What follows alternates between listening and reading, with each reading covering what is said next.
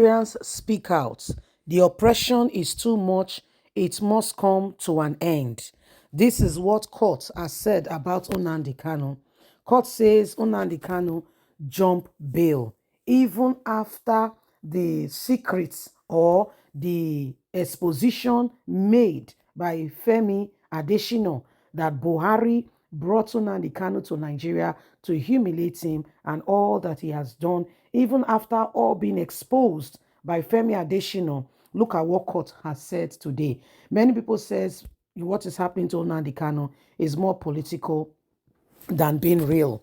Today, Nnamdi Kanu faces the courts, and this is what they are saying. The court's explanation is that Nnamdi Kanu didn't, the court says that Nnamdi Kanu, the Supreme Court says Nnamdi Kanu didn't jump bail, but this was what he did.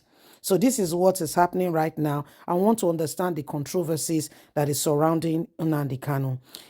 Please don't forget to give us a thumbs up, like us, share, subscribe. Thank you. Supreme Court says Nnamdi Kanu didn't jump bail. The lawyer explains. A lawyer, Ejimafo, the special counsel to Nnamdi Kanu, leader of the indigenous people of Biafra, has announced that the Supreme Court has reversed the controversies surrounding Nnamdi Kanu's bail status, affirming that he did not jump bail. Ejimafo emphasized that the Supreme Court decision also underscores that Kanu's bail should not have been revoked, bringing closure to a long-standing legal debate. The genesis of the controversies dates back to 2017, when Justice Binta of the Federal High Court in Abuja granted bail to Kanu. However, following a military raid into his ancestral home in Umuahia, Abia State, Kanu went into exile, thus missing subsequent trial dates. Since then, questions regarding whether Kanu has jumped bail persisted until his extradition from Kenya to Nigeria in June 2021. The matters escalated when the appeal court acquitted Kanu of all treason charges, a ruling later overturned by the Supreme Court, which transferred the case back to the Federal High Court. In a certificate-true copy of the December 2023 judgment, the Apex Court indefinitely declared Kanu had not violated the terms of his bail.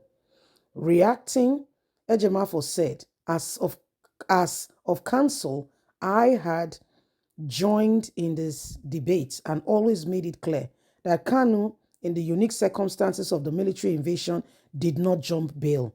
I also written well-published legal matters maintaining that this self-evidence true will prove the confidence in court in due course of time.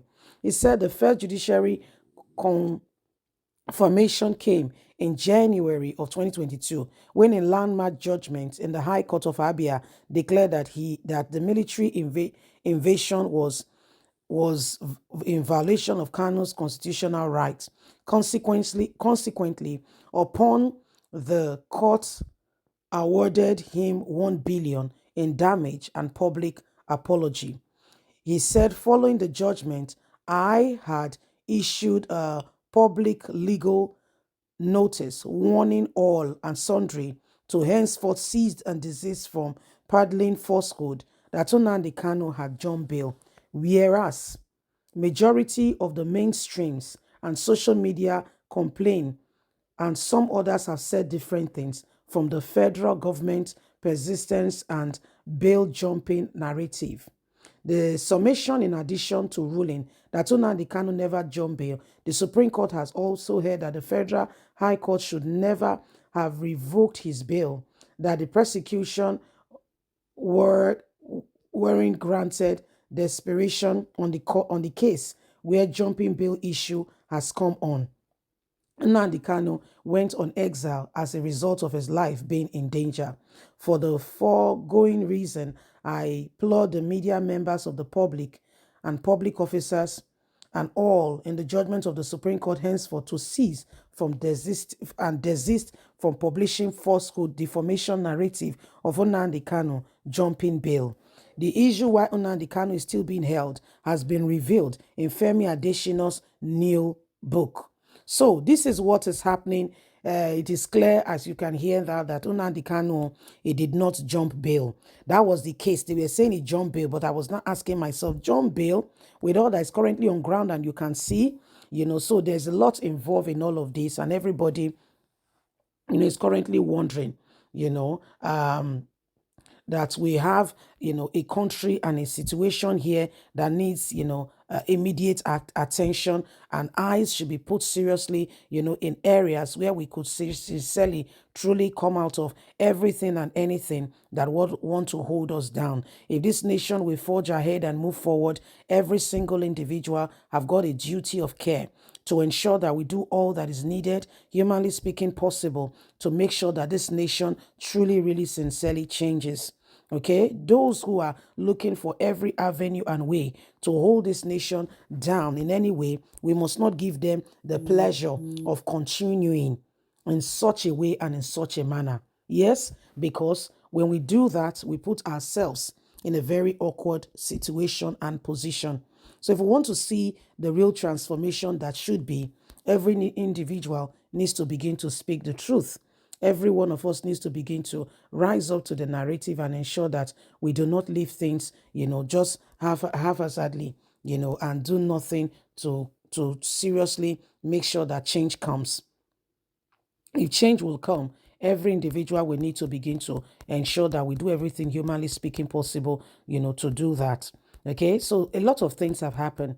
Nnamdi Kanu, is suffering because, Buhari has a personal thing with him. Remember, Buhari saying is Jubrin from Sudan, so there's been a lot. And if you pay attention to that, Femi Adesina's book, you will know where some of these things are coming from. You may pay back as part of it, to ensure that they deal with, someone, is part of it.